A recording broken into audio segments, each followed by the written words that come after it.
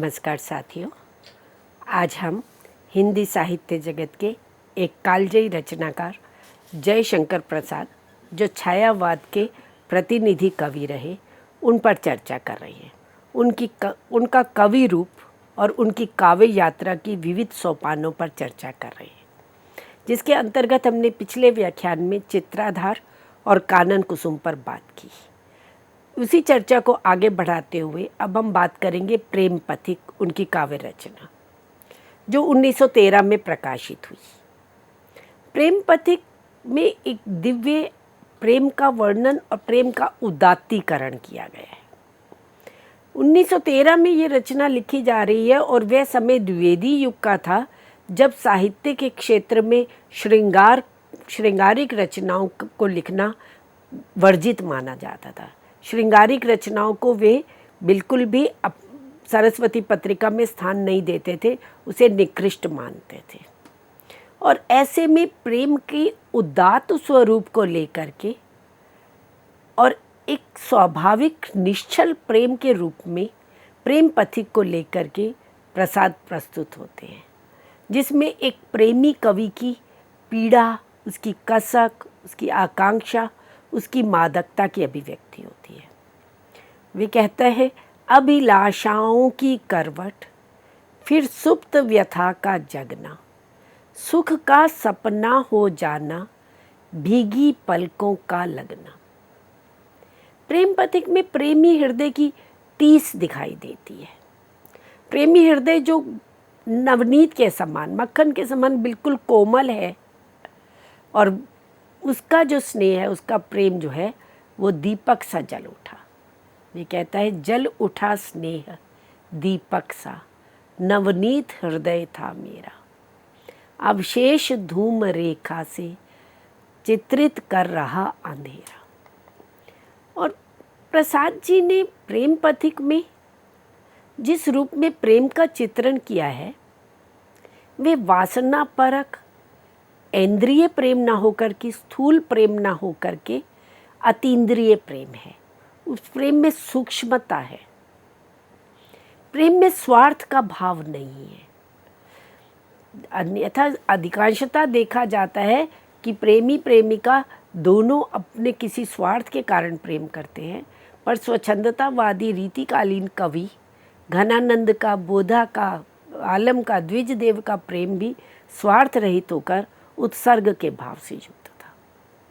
एक सहज प्रेम भाव था, और वही भाव हमें प्रेम पथिक में भी दिखाई देता है। यहाँ भी प्रेम स्वार्थ ना होकर उत्सर्ग से, प्रेम कभी भी प्रतिदान नहीं मांगता। सामने वाला पात्र प्रेम करे या ना करे वो उसके ऊपर है, परंतु अगर प्रेमी प्रेम कर रहा है तो वह उसका प्रतिदान नहीं मानता।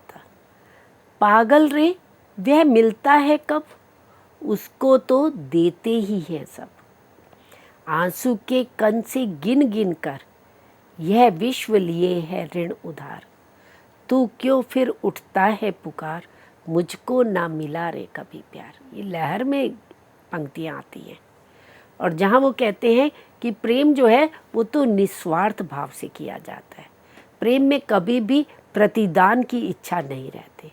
ये कहना कि मुझे प्यार नहीं मिला, कि मुझको न मिला रे कभी प्यार, तो कहते हैं पागल रे वे मिलता है कब, प्रेम मिलता नहीं है, उसको तो देते हैं, वो तो देने की वस्तु है। आप उसे देंगे तो बदले में आपको मिले ना मिले इसकी इच्छा लेकर के नहीं चलना, क्योंकि वो फिर स्वार्थ हो जाएगा। प्रेम की सात्विकता और स्वच्छता का जैसा परिचय प्रेम पथिक में मिलता है, वे अपने आप में अनुभव है। प्रसाद जी ने प्रेम को अत्यंत व्यापक धरातल पर प्रतिष्ठित किया है। प्रेम पथिक में प्रसाद जी ने प्रेम को विश्व की मूल प्रेरणा माना है, इसे आत्मा का रस और साक्षात ईश्वर कहा है। इससे पहले कानन कुसुम में भी, उनकी प्रभो कविता में भी उन्होंने परमात्मा को प्रेम स्वरूप कहा। प्रेम पथिक में भी बाल्यकाल का प्रेम है, बचपन में साथ साथ खेलते हैं और फिर बिछुड़ जाते हैं, और वे पथिक जो है अपनी प्रेमी की तलाश में जाता है और जहाँ जाकर के वे आश्रय लेता है और उसको अपने भाव को, अपनी अनुभूतियों को साझा करता है, और वही उसकी वास्तव में प्रियतमा जो उसकी बचपन की सहचरी रही वो मिलती है। तो इस तरह से प्रेम जो है वो विश्व की मूल प्रेरणा है। प्रेम पथिक में प्रेम का एक उदात्तीकरण कर दिया गया है। वहाँ प्रेम को वैयक्तिक स्तर से ऊपर उठा करके आत्मा का विश्वात्मा के प्रति जो प्रेम है उस रूप में चित्रित किया गया है। प्रेम ही आत्मा को राग द्वेष के बंधनों से मुक्त कर सकता है। कि प्रेम में स्वार्थ भाव नहीं है। प्रेम जो है वो हमेशा राग द्वेष से ऊपर है, ईर्ष्या द्वेष से ऊपर है। और इस प्रेम का जो पथ है, प्रेम को पंथ कराल, गणानंद तो उसको बड़ा कठिन कहते हैं। तलवार की धार पे धावनो है, उसको तो तलवार की धार पर चलने जैसा कहते हैं। परंतु प्रसाद जो है वो प्रेम का उदात्तीकरण करते हुए इस प्रेम को लौकिक प्रेम से ऊपर उठाते हुए आत्मा का विश्वात्मा के प्रति प्रेम के रूप में चित्रित करते हैं, जो हमें सूफी कवियों में भी दिखाई देता है। सूफी कवि जिस प्रकार से लौकिक प्रेम के माध्यम से अलौकिक प्रेम का चित्रण करते हैं, उसी तरह से प्रसाद भी प्रेम को एक दिव्यता प्रदान करते हुए उसको आत्मा से, वैयक्तिकता से ऊपर उठा करके उसे विश्व स्तर तक, वैश्विक स्तर तक लिए जाते हैं। इसीलिए भी कहते हैं इस पथ का उद्देश्य नहीं श्रांत भवन में टिक रहना, किंतु पहुंचना उस सीमा तक जिसके आगे राह नहीं। तो प्रेम जो है वो ससीम नहीं, उसकी कोई सीमा नहीं होती, वह असीम है। और प्रेम पथिक में प्रेम ससीम से असीम हो जाता है, विश्वव्यापी हो जाता है। तो फिर वहाँ स्वार्थ का भाव अपने आप मिट जाता है।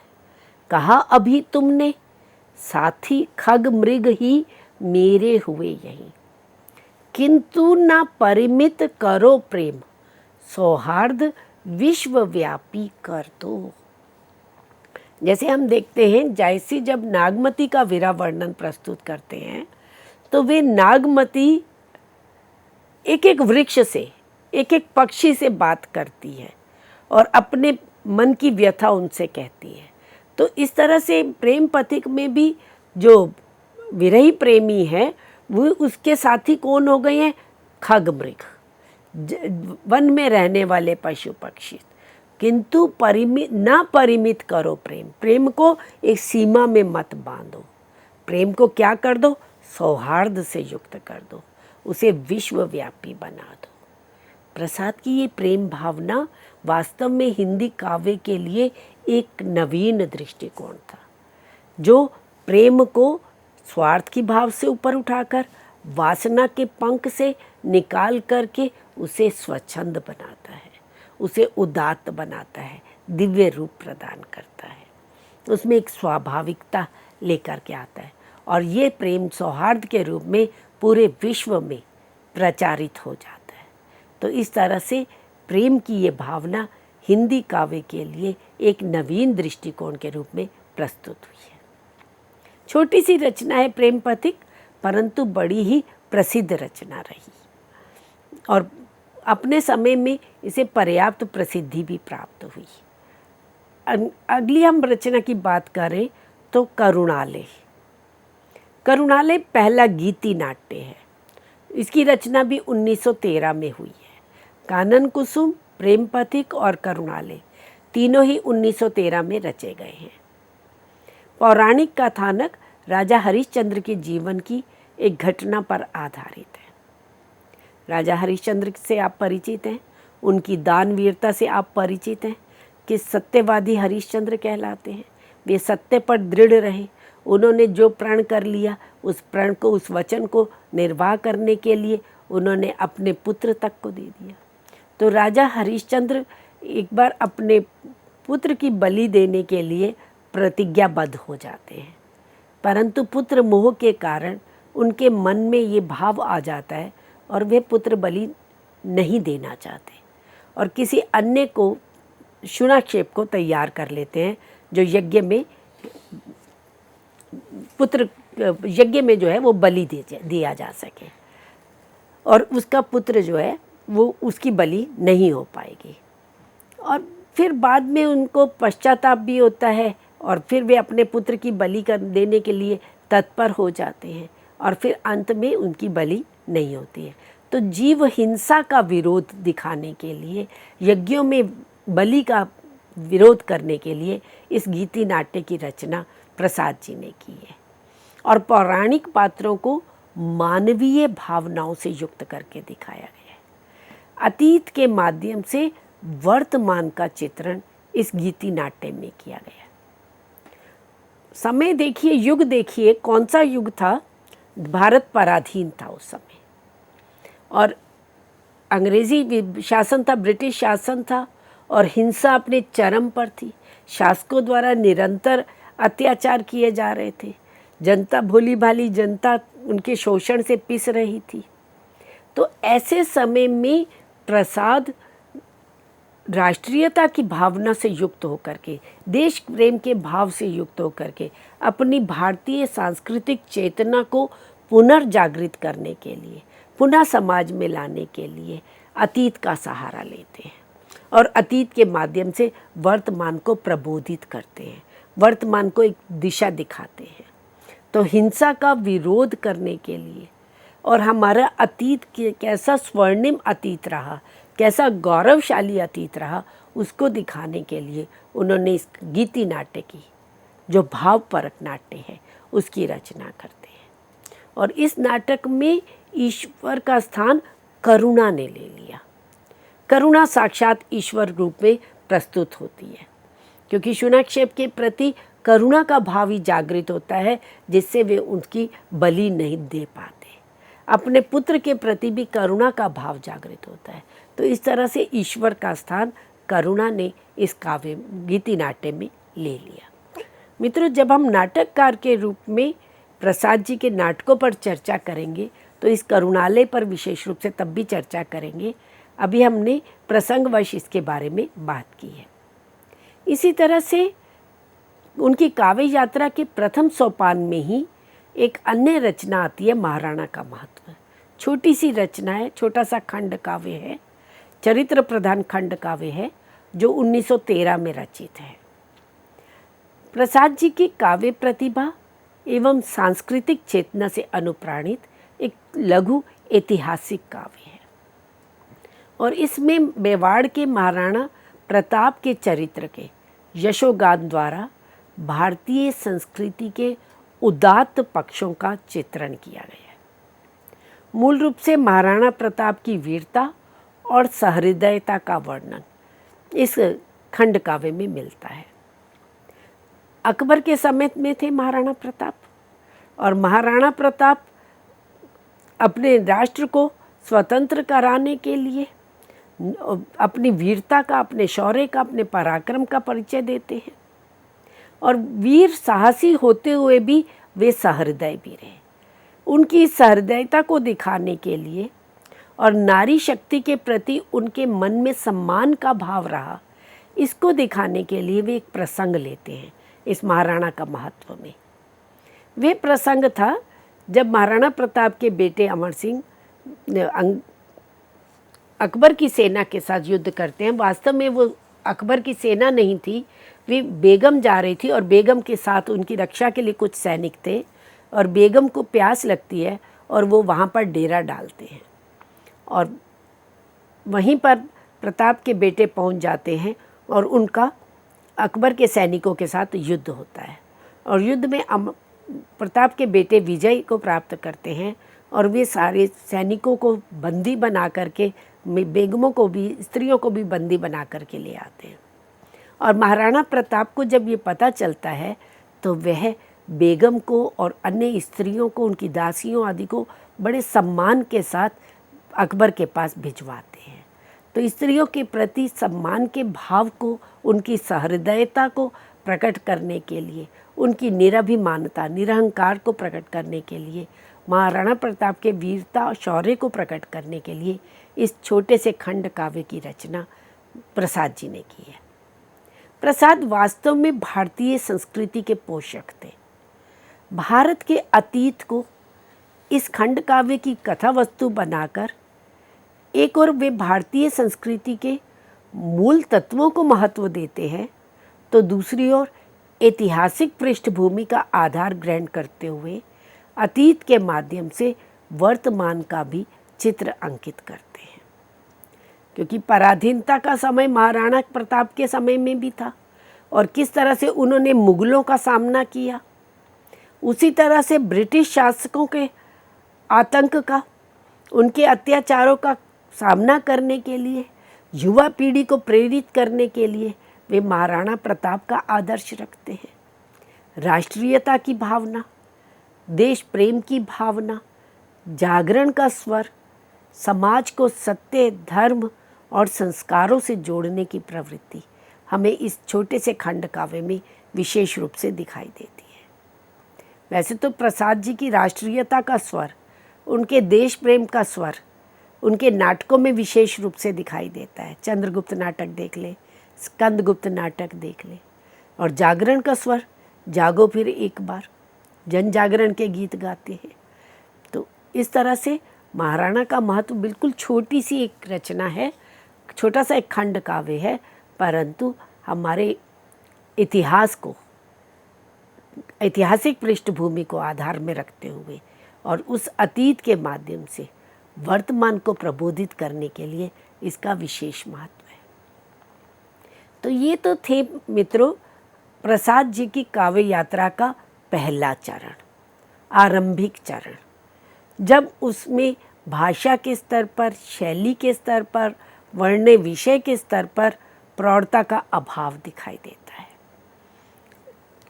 कवि स्वयं युवा है और उतना अनुभव भी नहीं है, और युवा मन के जो भाव हैं वो उसमें प्रस्तुत होते हैं। और ब्रज भाषा से खड़ी बोली की ओर परिवर्तन हुआ है, तो खड़ी बोली में लिखने के लिए जो एक परिष्कृति की आवश्यकता थी, वे परिष्कृति हमें उनकी प्रारंभिक रचनाओं में नहीं दिखाई देती है। परंतु प्रारंभिक चरण की जो रचनाएं रही उसमें हमें छायावाद की प्रवृत्तियां बीज रूप में मिल जाती हैं। अब छायावाद का प्रारंभ हुआ था 1918 में। 1918 से लेकर 1937 तक का जो पीरियड है वो छायावाद का पीरियड है। और छायावाद का प्रारंभ ही प्रसाद जी की रचना झरना से होता है। तो झरना जो है वे 1918 में ही प्रकाशित हुआ, एक छोटा सा मुक्तक कविताओं का संग्रह है, और इसे छायावाद का उद्घोष कहा जाता है। छायावाद का प्रारंभ यहीं से, यहीं पूरी जो द्विवेदी युग की स्थूलता थी, इतिवृत्तात्मकता थी, जो नैतिकता का बंधन था, उसको तोड़ते हुए, उसके प्रति एक विद्रोह का भाव रखते हुए, जैसा कि डॉक्टर नगेंद्र ने कहा, स्थूलता के प्रति सूक्ष्मता का विद्रोह है। तो इस तरह से जो एक सपाट बयानी, एक इतिवृत्तात्मकता थी, एक मर्यादा और नैतिकता का बंधन था और इतिवृत्तात्मकता थी, उसका विद्रोह करते हुए, उससे बाहर निकल करके कविता को भाव जगत से जोड़ना, कविता में लाक्षणिकता लाना, उसमें प्रतीकात्मकता लाना, ये छायावाद की विशेषता रही। और इसके प्रारंभ हमें दिखाई देता है प्रसाद की झरना इस कविता संग्रह में। झरना वास्तव में प्रसाद की स्वानुभूतिमयी भावधारा का उद्गम है, जो परवर्ती कृतियों में विकसित, रूपायित और बहुमुखी हो गया। प्रारंभ यहीं से होता है और फिर आगे चलकर की जैसे जैसे उनकी काव्य यात्रा विकसित होती चली जाती है, जैसे जैसे उसमें परिष्कृति आती चली जाती है, जैसे जैसे उसमें प्रौढ़ता आती है, वैसे वैसे ही उनकी जो स्वानुभूति है वो और अधिक विकसित और अधिक बहुमुखी होती चली जाती है। और झरना में गीतों का संकलन है, वो गेयता है, उसमें संगीतात्मकता है, और इन गीतों में युवा कवि के भावुक जीवन के कथा तत्व निहित हैं। उसकी प्रेरणा व्यक्तिगत अनुभूति है जो उन्हें जीवन से प्राप्त हुई है। उस समय प्रसाद स्वयं युवा है और युवा मन में जो भाव होते हैं वे भाव ही एक झरने की भांति अबाध गति से निरंतर प्रवाहित होते हुए दिखाई देते हैं। जैसे झरना पहाड़ से निर्झर अब एक सतत विकासमान होते हुए सतत प्रवाहित होता हुआ दिखाई देता है, उसी प्रकार से इनकी जो युवा मन की अनुभूतियाँ हैं, उसकी जो भावुकता है, वह गीतों के माध्यम से एक बहती हुई सी, प्रवाहित होती हुई सी दिखाई देती है। और झरना को प्रेम शंकर ने गीतों की प्रयोगशाला कहा, क्योंकि यहीं से गीत प्रारंभ होते हैं। उससे पहले हिंदी साहित्य में गीतों की रचना नहीं हुई है, तो इसीलिए इसे गीतों की प्रयोगशाला कहा गया। कवि की प्रेम भावना झरना में गीतों के रूप में ही प्रस्फुटित हुई है। जीवन के उत्थान पतन, आशा निराशा, सुख दुख, सभी भाव इसमें तिरोहित हैं। झरना ने सर्वप्रथम हमें छायावादी प्रवृत्तियों के दर्शन होते हैं। कौन सी छायावादी प्रवृत्तियाँ? लाक्षणिकता, ध्वन्यात्मकता, गेयता, वैयक्तिकता, रागात्मकता, ये सभी भाव हमें झरना के गीतों में दिखाई देते हैं। झरना में हमें सर्वप्रथम रहस्यमयता भी दिखाई देती है। कवि किरण को संबोधित करते हुए कहते हैं, किरण तुम क्यों बिखरी हो आज, रंगी हो तुम किसके अनुराग, स्वर्ण सरसिज किन जलक समान, उड़ाती हो परमाणु पराग, धरा पर झुकी प्रार्थना सदृश, मधुर मुरली सी फिर भी मौन, किसी अज्ञात विश्व की विकल वेदना, दूती सी तुम कौन। तो यहाँ एक जिज्ञासा का भाव, एक रहस्यमयता का भाव दिखाई देता है। प्रकृति के कण कण में रहस्य छुपा हुआ है, इसीलिए वे किरण से कहते हैं तुम क्यों बिखरी हो आज। मौन शब्द, अज्ञात विश्व शब्द, विकल वेदना शब्द, ये सब हमें रहस्यवादी कविता में दिखा। चाहे आप पंत की कविता देखें, चाहे आप प्रसाद जी की देखें, माँ देवी जी की देखें, ये शब्द आपको मिलेंगे जो उनकी रहस्यमयता को दिखाते हैं। इसी तरह से झरना कविताओं का जो भाव जगत है, वे सौंदर्य और प्रेम की सम्मिलित अनुभूतियों से बना है। प्रसाद प्रेम और सौंदर्य के कवि रहे, तो सौंदर्य और प्रेम दोनों ही अनुभूतियाँ यहाँ एक दूसरे से समाकार होती है, एक दूसरे में जुड़ती हुई, एक दूसरे में आकार ग्रहण करती हुई दिखाई देती है। और झरना की जो पहली कविता है, उसका नाम भी झरना है। उस कविता में किस तरह से भाव का उच्छलन दिखाई देता है। वहाँ वो कह देते हैं, कर गई प्लावित तन मन सारा, एक दिन तब अपांग की धारा, हृदय से झरना। तो किस तरह से सौंदर्य प्रकृति के कण कण में बसा हुआ है। भावुक मन, जो मन की रागात्मकता है, वे ही उस प्राकृतिक सौंदर्य को अनुभव कर पाती है। और यहाँ फिर कवि प्रकृति से एकाकार की स्थिति को प्राप्त होते हैं, प्रकृति से तादात्म्य करते हुए, एकाकार करते हुए दिखाई देते हैं। कवि ने प्रकृति के विविध रूपों के साथ मानवीय क्रिया व्यापार को एकाकार कर दिया है। प्रकृति और मानव का भेद यहाँ बिल्कुल समाप्त हो गया है। कभी प्रकृति प्रियतम के सौंदर्य का श्रृंगार करती है और कभी कवि उसी में प्रियतम का आभास पाने लगता है।